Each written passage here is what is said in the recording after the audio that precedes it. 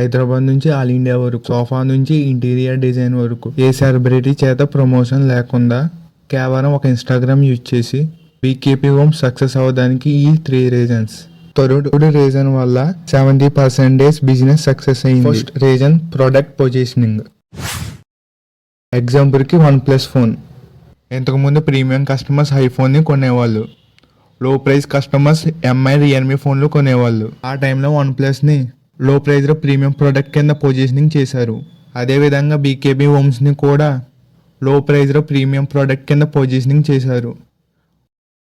ఇలా చేయడం వల్ల లో ప్రైస్ కస్టమర్స్ కొంటున్నారు, అదేవిధంగా ప్రీమియం కస్టమర్స్ కూడా కొంటున్నారు.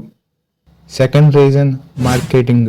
మనం చూస్తే బీకేపీ హోమ్స్లో ఏ వీడియోలోని ప్రోడక్ట్ని అమ్మకుండా అన్నీ చేస్తారు.